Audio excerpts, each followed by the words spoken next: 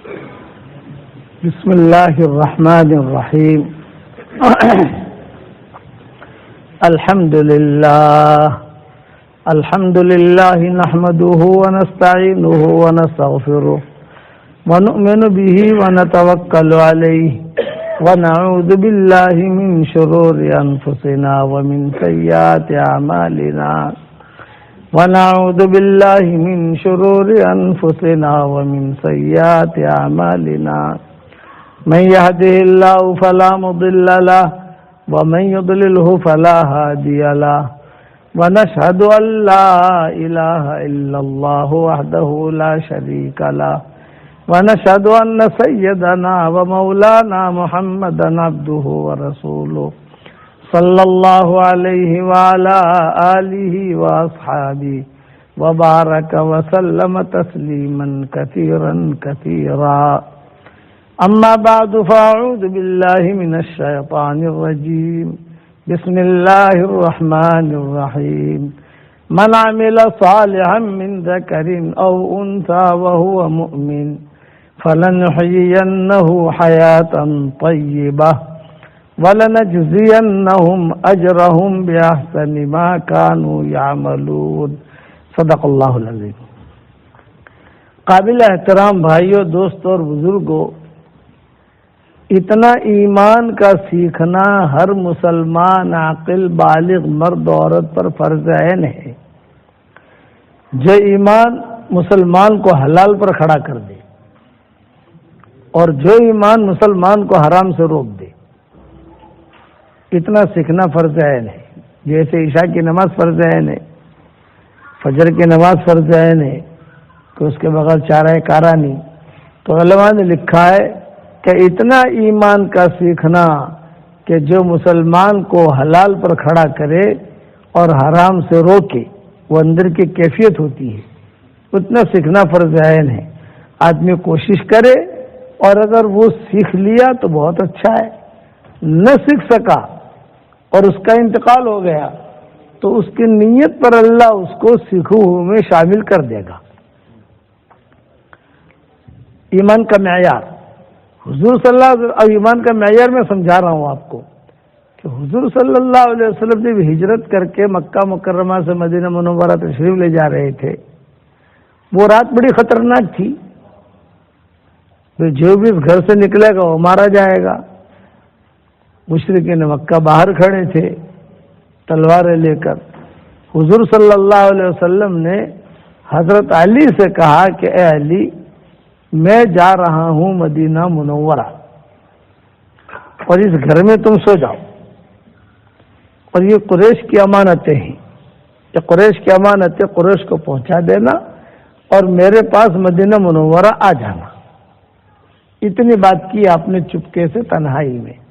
بھی میں تو جا رہا ہوں ہجرت کر کے مدینہ منورہ، اور یہ قریش کی امانتیں، قریش کی امانتیں سب کے نام لکھے ہوئے ہیں. آپ صلی اللہ علیہ وسلم کو امین سمجھتے تھے وہ، لیکن آپ کو نبی ماننے کے لیے تیار نہیں تھے، حسد کی وجہ سے، بغض کی وجہ سے، کینے کی وجہ سے.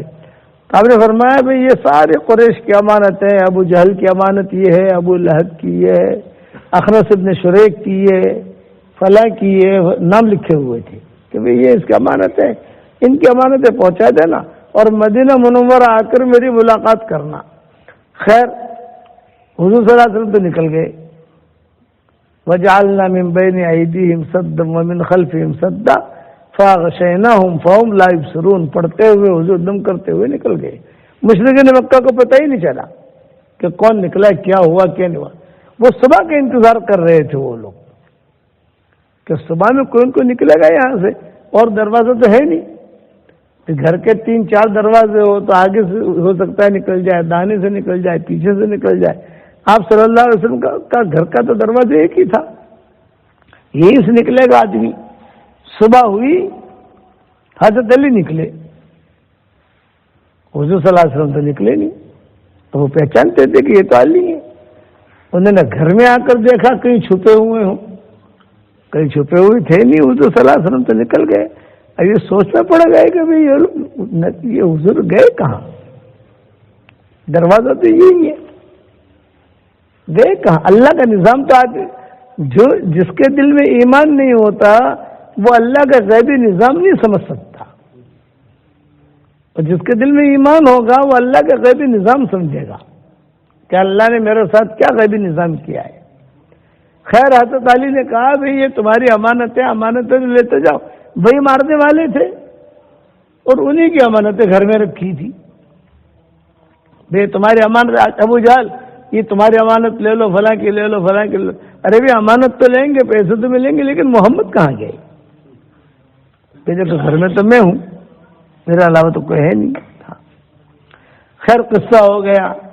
حضرت علی رضی اللہ تعالیٰ عنہ اپنے وقت پر، میں ایمان سمجھا رہا ہوں، اپنے وقت پر مدینہ منورہ پہنچے۔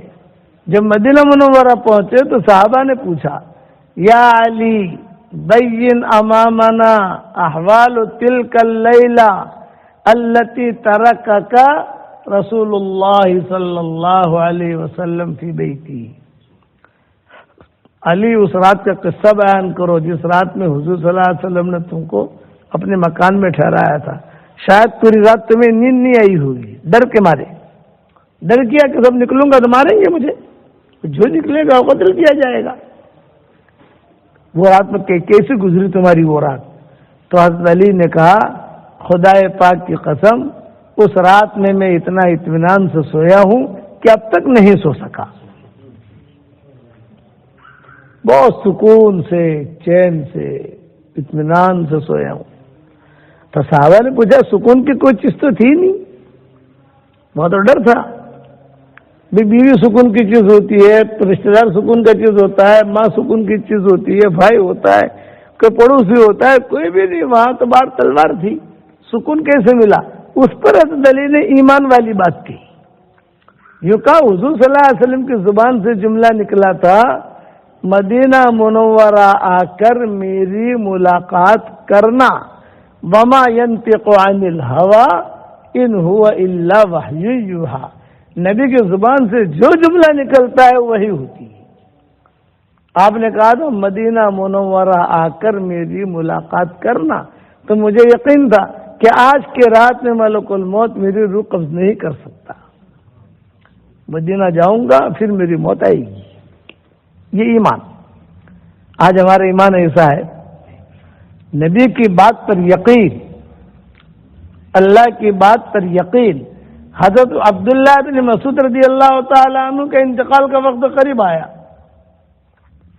ان کی بیٹیاں بہت تھیں حضرت عبداللہ بن مسعود کی، اور غربت تھی، ان کے یہاں زیادہ مال نہیں تھا، لیکن دین بہت تھا، یعنی اتنا اونچا درجہ حضور صلی اللہ علیہ وسلم نے دیا کہ عبداللہ بن مسعود میری امت کے بارے میں تو جو پسند کرے گا میں اسے پسند کروں گا۔ یہ ہمارا فقہ حنفی ہے نا، فقہ حنفی، یہ فقہ حنفی زیادہ تر عبداللہ بن مسعود کی حدیث سے چلا ہے۔ اور غربت بہت تھی گھر کے اندر، بڑے قصے ہوتے تھے۔ ان کی بیوی کا نام زینب تھا، عبداللہ بن مسعود کی بیوی کا نام تھا۔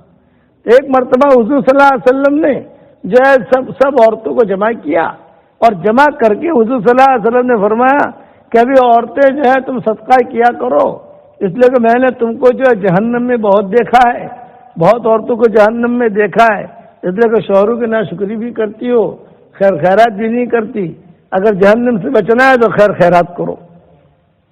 اب عبداللہ بن مسعود کی بیوی کہتی تھی میں خیر خیرات کیسے کروں؟ عبداللہ بن مسعود تو جو دبلے، ان کی پنڈلیاں بہت پتلی تھی، عبداللہ بن مسعود کی یہ پنڈلیاں جو ہے نا بہت پتلی تھی، کچھ کام کر نہیں سکتے تھے، یعنی جیسے کام کرنا ہو ایک آدمی دوڑے بھاگے یہ کرے، وہ ان میں نہیں تھا، لیکن اللہ تعالیٰ نے مقام ان کو بہت اونچا دیا تھا۔ تو یہ جب عبداللہ بن مسعود گھر پر آئے تھی، بیوی جو ہے وہ لڑ پڑی عبداللہ بن مسعود سے، اور یہ کہا کہ آج حضور نے صدقہ کرنے کا کہا ہے، خیر خیرات کرنے کا کہا ہے، تو میں کہاں سے خیر خیرات کروں؟ بھئی میں ہی کماتی ہوں، میں ہی مدینے والوں کے برتن مانجتی ہوں، ان کے جو کپڑے دھوتی ہوں، سارا کام کرتی ہوں، اور گھر کا خرچہ جو ہے برداشت کرتی ہوں، تم تو کچھ لاتے نہیں۔ اور یہ بیٹیاں، ان کی بیٹیاں بہت تھی عبداللہ بن مسعود کی، یہ بیٹیوں پر بھی خرچ کرتی ہوں، تو میں کہاں سے خیر خیرات کروں؟ وہ جب الجھی عبداللہ بن مسعود سے، تو عبداللہ بن مسعود کہتے تھے مجھ سے مت الجھ، تو حضور کے پاس جا کر شکایت کر، مجھ سے بات مت کر، یہ مسئلہ ہے، میں نے تو مسئلہ بتایا نہیں ہے تجھے، حضور نے بتایا ہے نا، تو حضور سے جا کے پوچھ، مجھ سے مت پوچھ۔ تو پردہ لی، برقع لیا، برقع لے کر جو ہے وہ چلی۔ آپ لوگ برا مت ماننا، زینب نام کی لڑکی جو ہوتی ہے نا، وہ تیز دماغ کی ہوتی ہے لیکن بہت سمجھدار ہوتی ہے، اسی لیے مدینہ میں زینبیں بہت تھی، مدینہ میں ہر گھر میں زینب تھی، ہر گھر میں، اور یہ زینب نام یہودیوں سے چلا آ رہا ہے، حضور نے منع، اس کو بینڈ نہیں کیا۔ حضور صلی اللہ علیہ وسلم کو جو خیبر میں جس نے زہر دیا تھا یہودیہ، اس کا نام بھی زینب تھا،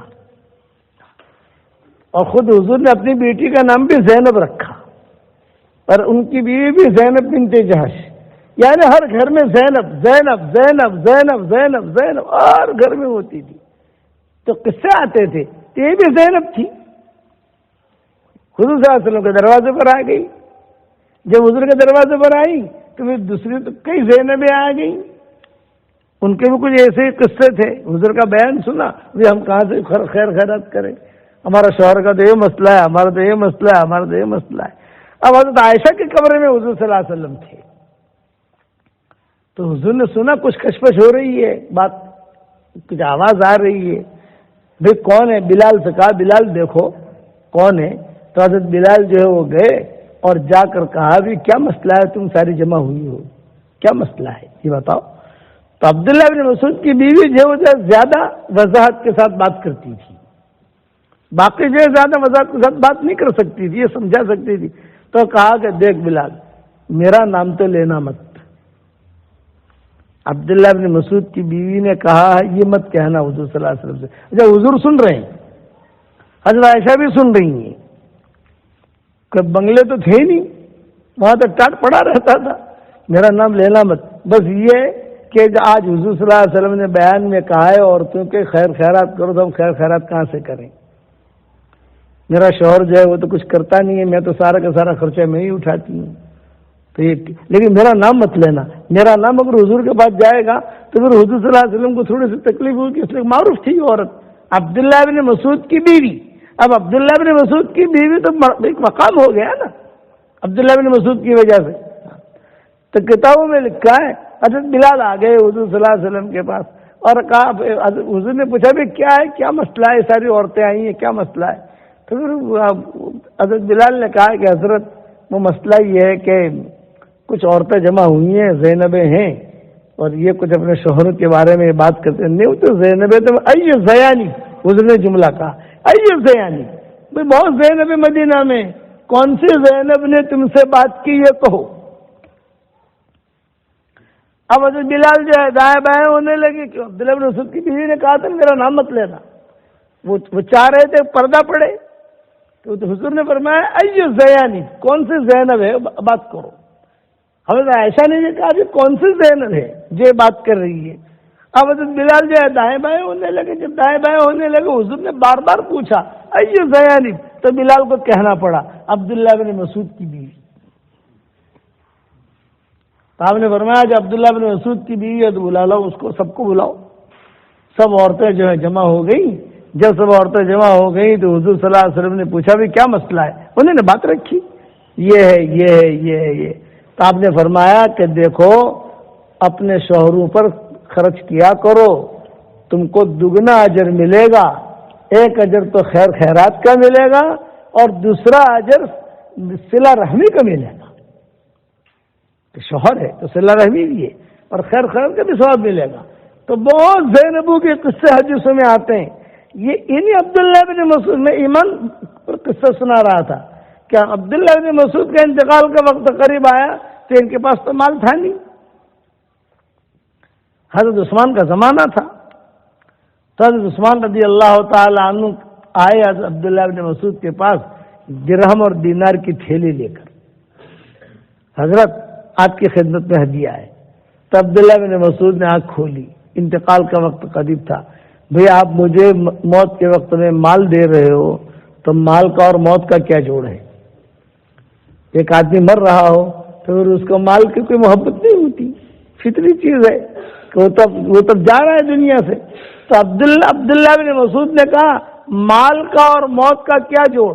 حضرت عثمان نے کہا عندک بنات کثیرہ، تیری لڑکیاں بہت ہیں اور مجھے ڈر ہے کہ کہیں تیرے دنیا سے جانے کے بعد تیری بچیوں پر فاقہ نہ آئے، اس لیے یہ مال میں تجھے ہدیہ کر رہا ہوں تاکہ تو اس مال کا مالک بن جائے، اور مرنے کے بعد اے عبداللہ بن مسعود تیرے اس مال کی میراث نکلے اور بچیوں میں تیری بیوی میں سب جگہ ہی میراث تقسیم ہو۔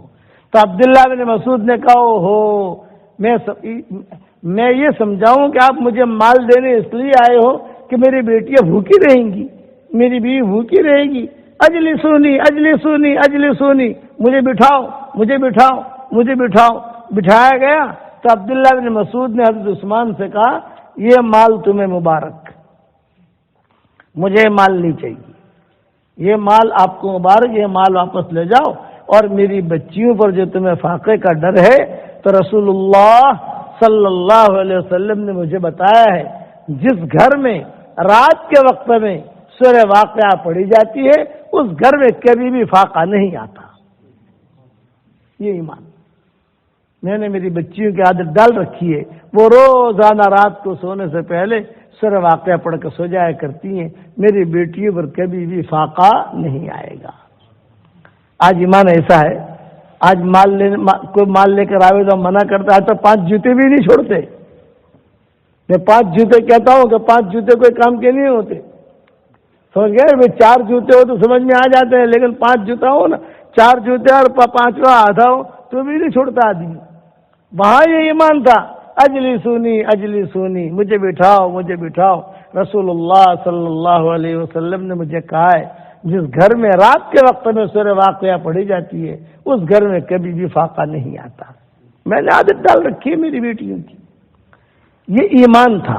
ایک صحابی آئے حضور صلی اللہ علیہ وسلم کے پاس، حضرت مال نہیں ہے میرے پاس اور اولاد بہت ہے، تو آپ نے فرمایا ایک کام کر جب گھر میں داخل ہو تو زور سے سلام کر اور ایک مرتبہ درود شریف پڑھ لے اور ایک مرتبہ سورہ اخلاص پڑھ لے۔ یہ 3 چیزیں بتائی حضور صلی اللہ علیہ وسلم نے، سلام کر، درود شریف پڑھ اور سورہ اخلاص پڑھ، جا اتنا کر۔ صحابی نے کرنا شروع کیا۔ اب کچھ دنوں کے بعد وہ صحابی آئے، حضور نے پوچھا بھی کیا حال ہے؟ یہ فرمایا کہ حضرت اللہ نے اتنا مال دیا اتنا مال دیا کہ بیوی بچوں پر خرچ کرتا ہوں تو یہ مال بچ جاتا ہے، تو میں نے رشتہ داروں پر خرچ کرنا شروع کیا پھر بھی مال بچ جاتا ہے، تو میں نے مدینہ والوں پر خرچ کرنا شروع کیا پھر بھی مال بچ جاتا ہے، اب آپ بتائیے میں مال کہاں لگاؤں؟ یقین رسول کی بات جو ٹرائی کے لیے نہیں ہوتی، نبی کی بات ٹرائی کے لیے جو ٹرائی کریں، حضور نے کہا ہے ٹرائی کریں نہ، نبی کی بات یقین کے ساتھ، جو یقین کے راہ پہ چل پڑے انہیں منزلوں نے پناہ دی، جنہیں وسوسوں نے ڈرا دیا وہ قدم قدم پر بہک گئے۔ ابو ہریرہ کی ماں جو ہے مشرکہ تھی، ابو ہریرہ کی والدہ، یہ مسلمان نہیں تھی، بعد میں مسلمان بنی ہے۔ ابو ہریرہ دعا مانگتے تھے کہ اللہ میری ماں کو اسلام دے دے، میری ماں کو اسلام دے دے، میری ماں کو، اجے ایک ہی کمرے میں رہتے تھے۔ ابو ہریرہ کی ماں بت کی پوجا پاٹ کرتی تھی اور ابو ہریرہ مسجد نبوی میں آتے تھے، کتنا ٹینشن ہوگا بتاؤ؟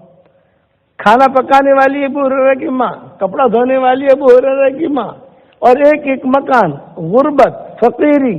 تو ابو ہریرہ کہتے تھے میں اس انتظار میں تھا کہ ایک مرتبہ اللہ کا نبی میری ماں کے لیے دعا کر دے، ایک مرتبہ۔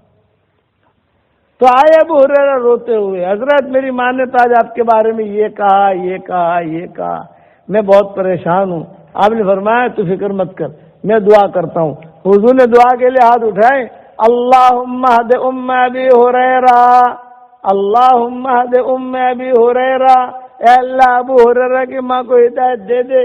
میں اتنا جملہ کہا ابو ہریرہ ہنستے ہوئے دوڑے، ابھی تو روتے ہوئے آئے تھے نا، ہنستے ہوئے دوڑے، ارے میں کہاں جا رہے؟ ہو گیا میرا کام، میرا کام ہو گیا۔ یقین، جو یقین کے راہ پہ چل پڑے انہیں منزلوں نے پناہ دی، جنہیں وسوسوں نے ڈرا دیا وہ قدم قدم پر بہک گئے۔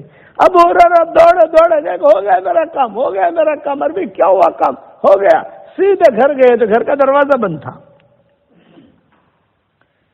ماں نے سمجھ لیا کہ ابو ہریرہ آیا ہے، تو ماں نے اندر سے کہا مہلن یا ابا ہریرہ، مہلن ٹھہرے رہنا آنا مت، ٹھہرے رہنا آنا مت۔ پانی گرنے کی آواز آ رہی تھی، چھوٹا سا کمرہ تھا، غسل کر کے فارغ ہوئی، چادر بادر ٹھیک کی، بال ٹھیک کیے اور سب ٹھیک ٹھاک کر کے باہر نکلی، دروازہ کھولا اور کہا اشہد ان لا الہ الا اللہ واشہد ان محمد رسول اللہ۔ یہ یقین کہ اللہ کے نبی نے کہہ دیا، بات ختم ہو گئی۔ آپ نے فرمایا رات کو سوتے وقت میں کوئی آیت الکرسی پڑھ لے، فرشتہ آ کر اس کی مال کی، اس کی جان کی حفاظت کرے گا۔ یہ حدیثوں میں آتا ہے کہ ایک صحابی کہتے تھے میں آیت الکرسی پڑھتا تھا اور فرشتہ آ کر مجھے سلام کرتا تھا، میں اس کو سلام کا جواب دیتا تھا۔ یقین۔ ابو ہریرہ سے حضور صلی اللہ علیہ وسلم نے فرمایا ابو ہریرہ ایک ڈیوٹی دینی ہے تجھے یہاں۔ یقین والی بات، ایمان والی بات سمجھا رہا ہوں۔ اتنا ایمان کا سیکھنا ہر مسلمان عاقل بالغ مرد و عورت پر فرض عین ہے، جو ایمان مسلمان کو حلال پر کھڑا کرے، جو ایمان مسلمان کو حرام سے روکے، یہ تو فرض عین ہے، جیسے نماز فرض عین ہے۔ یہ ایمان اندر کی طاقت ہے، اسی لیے کہتے ہیں ہر چیز ہر منزل میں اللہ کی محتاج ہے۔ اللہ کسی منزل میں کسی چیز کا محتاج اور پابند نہیں ہے، ہر چیز ہر منزل میں اللہ کی محتاج، اللہ کسی منزل میں اللہ کسی چیز کے محتاج نہیں ہے۔ اسی لیے میں ایک جملہ کہتا ہوں، اپنے آپ کو ایک کے حوالے کر دو، وہ ایک کو ہمارے حوالے کر دے گا۔ شرط ہے کہ ہم اپنے آپ کو ایک کے حوالے کریں۔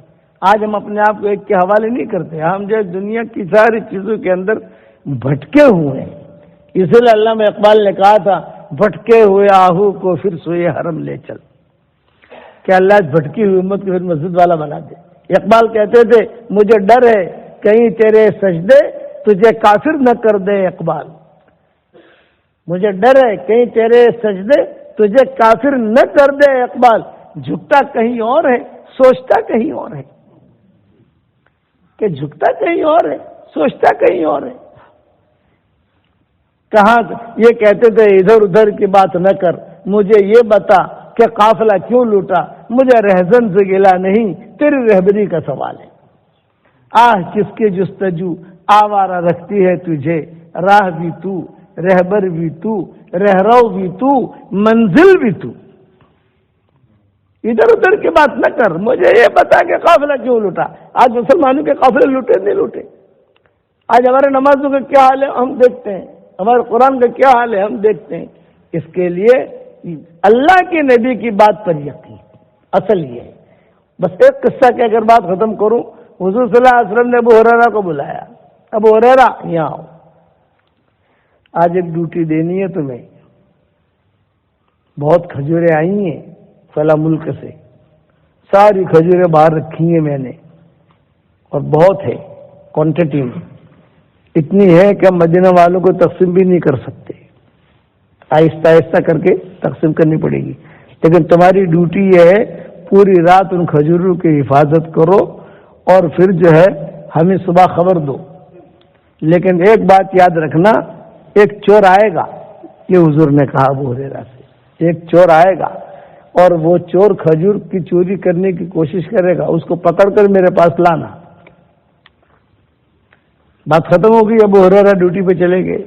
ابو ہریرہ کہتے تھے کہ مجھے یقین تھا کہ چور آئے گا، اللہ کے نبی نے کہا ہے وہ آئے گا۔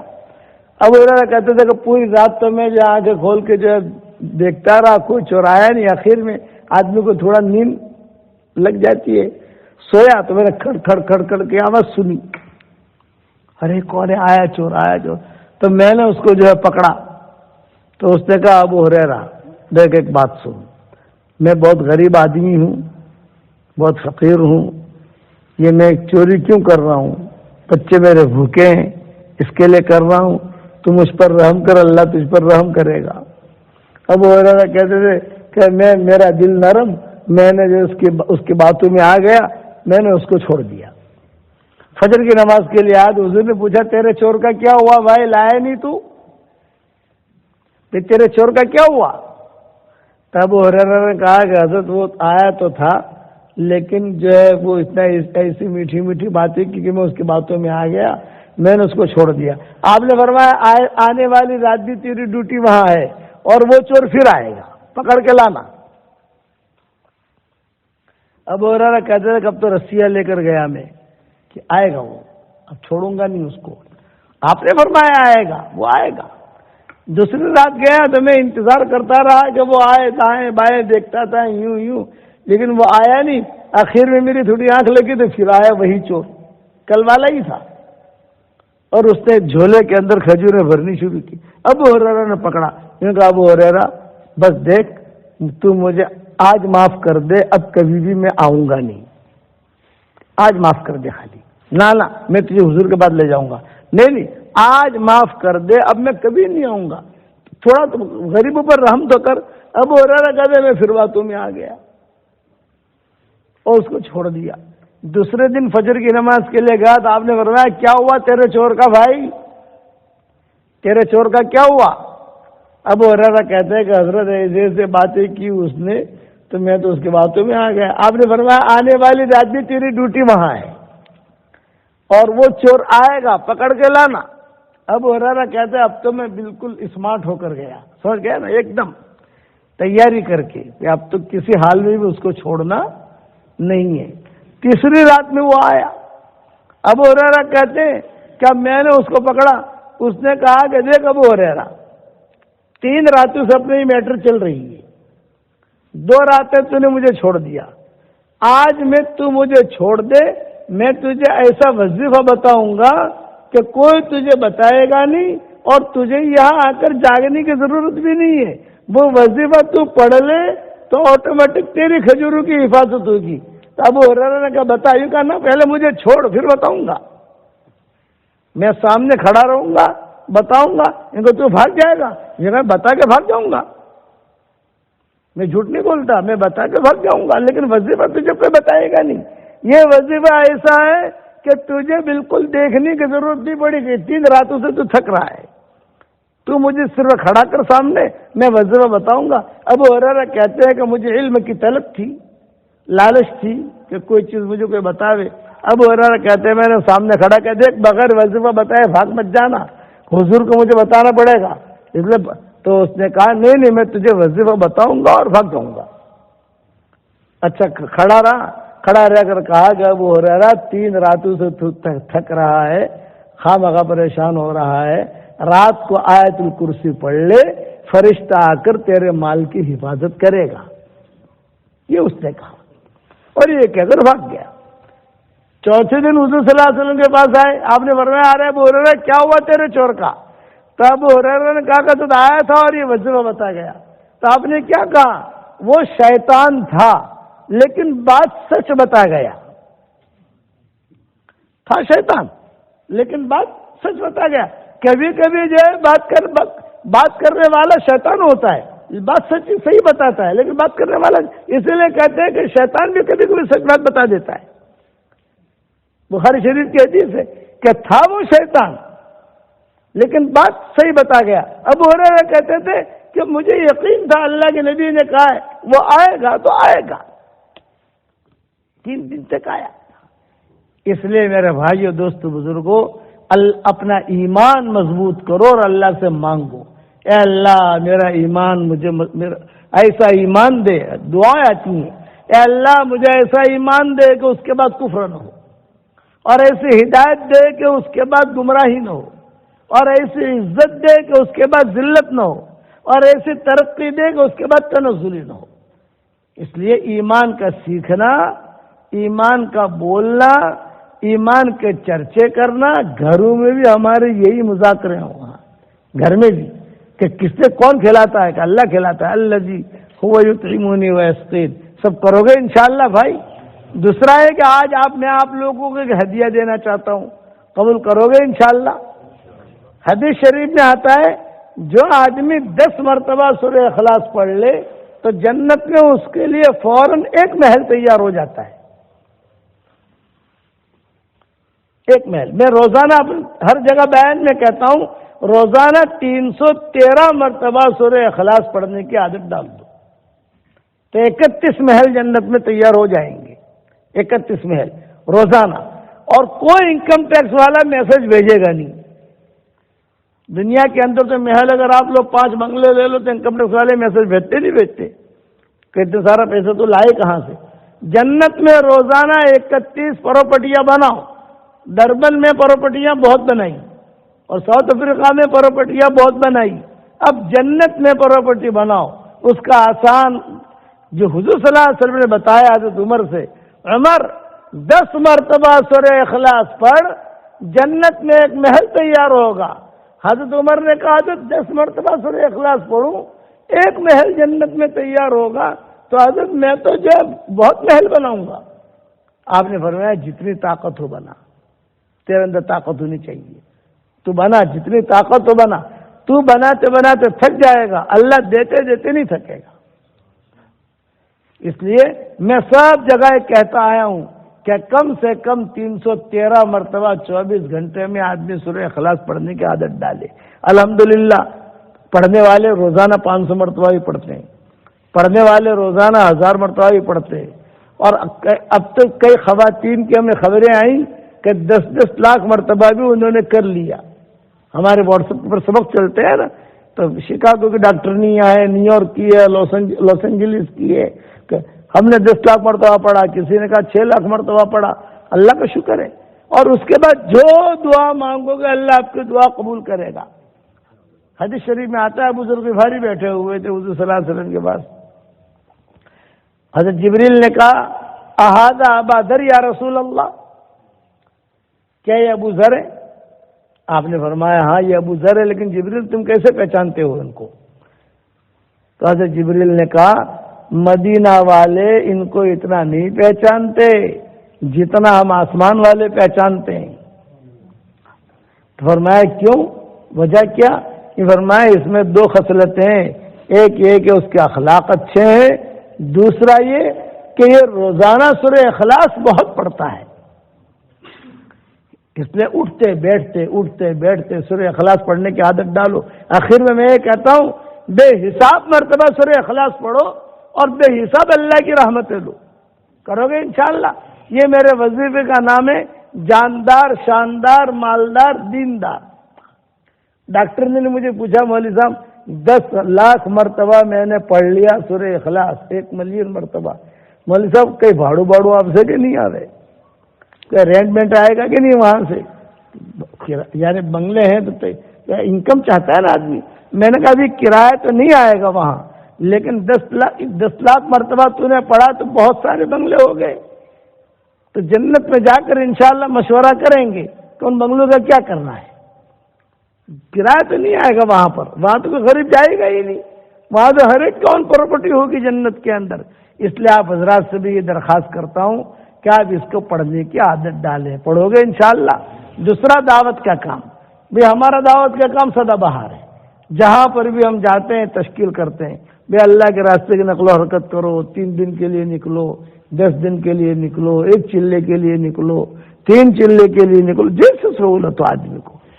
میں یہ نہیں کہتا کہ کل کے کل 3 چلے کے لیے نکل جاؤ, یہ نہیں کہتا, لیکن یہ کہ آدمی ترتیب بنائے, مسجد جماعت میں بیٹھے, ترتیب بناوے, اللہ کے راستے میں نکلے, 3 دن کے لیے نکلے اور 10 دن کے لیے نکلے.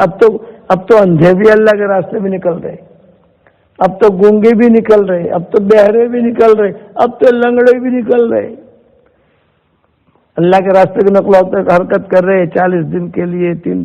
تو آپ حضرات سب نکلو گے انشاءاللہ. میں نام نہیں لکھا, سب تیار ہو کے نہیں نکلنے کے لیے بتاؤ. تو 313 مرتبہ پڑھو گے انشاءاللہ, اور اللہ سے مانگو کہ اللہ تو مجھے ایمان کامل عطا فرما. ایمان کامل ہوگا تو ہی وہاں پر چھوٹ ہوگی حشر کے میدان میں. ایمان اگر کچا پکا ہوا, فرمایا کہ خلاص وہاں کا بہت بڑا خطرہ ہے. اللہ تعالیٰ مجھے بھی عمل کرنے کی توفیق عطا فرمائے, آپ کو بھی عمل کرنے کی توفیق عطا فرمائے. دعا کر لو. اللہم لک الحمد کلہ ولک المن کلہ لک الشکر کلہ ولک الملک کلہ لک الخلق کلہ ولک الفضل کلہ وإليك يرجع الأمر كله یا رب صل وسلم دائما ابدا على حبیبک خیر الخلق كلهم جزا اللہ عنا محمدا صلی اللہ علیہ وسلم بما هو اہلہ۔ اے اللہ ہمارے گناہوں کو معاف فرما، اے اللہ ہماری خطاؤں سے درگزر فرما، اے اللہ اس امت کو ظالم اور مظلوم بننے سے بچا لے، اے اللہ ڈربن کے مردوں کو بھی قبول فرما، ڈربن کی عورتوں کو بھی قبول فرما، یہاں کے ذرے ذرے کو قبول فرما، اے اللہ ہدایت کی ہواؤں کو چلا دے، اے اللہ میری تشکیل پر جو روزانہ 313 مرتبہ سورہ اخلاص پڑھنے کی عادت ڈالے، اے اللہ اس کے ساری دعاؤں کو قبول فرما، اس کے ساری حاجات کے غیر سے تکفل فرما، ہمارے یہاں ڈربن آنے کو تو قبول فرما، جو بھی بیانات طے ہوں ان میں خیر اور برکت کا معاملہ فرما، یسر کا معاملہ فرما، سہولت کا معاملہ فرما، اچانک کا خیر ہمیں نصیب فرما، اچانک کے شر سے تو ہماری حفاظت فرما۔ اے اللہ رسول اللہ صلی اللہ علیہ وسلم نے جتنی خیر کے لائن کی دعائیں مانگی ہیں وہ ساری کی ساری ہم سب کے لیے مقدر فرما، اور جن شرور سے پناہ چاہیے ان شرور سے تو ہماری حفاظت فرما، اس مجمع کو قبول فرما، ان کے دعا مانگنے کو قبول فرما۔ اے اللہ ہمیں ایسا ایمان دے کہ اس کے بعد کفر نہ ہو، اور ایسی ہدایت دے کہ اس کے بعد گمراہی نہ ہو، اور ایسی عزت دے کہ اس کے بعد ذلت نہ ہو، اور ایسی ترقی دے کہ اس کے بعد تنزلی نہ ہو۔ اے اللہ ایمان کامل ہمیں عطا فرما، ایمان کامل عطا فرما، ایمان کامل عطا فرما، اور یقین صادق تو ہمیں عطا فرما، اور اللہ اپنے فضل و کرم سے ہماری دعاؤں کے لیے دعاؤں کو قبول فرما۔ جن کے لڑکے اور لڑکیاں شادی کے لائق ہوں، غیر شادی شدہ ہوں، بہترین جوڑوں کا ان کے لیے انتظام فرما، جو بے اولاد ہوں نیک صالح اولاد انہیں نصیب فرما، جن کے اولاد تو ہے مگر نافرمان ہے ان کے نافرمان اولاد کو فرما بردار بنا دے، اور اپنے فضل و کرم سے ہماری دعاؤں کو قبول فرما۔ سبحان ربک رب العزت عما یصفون وسلام علی المرسلین الحمد للہ رب العالمین۔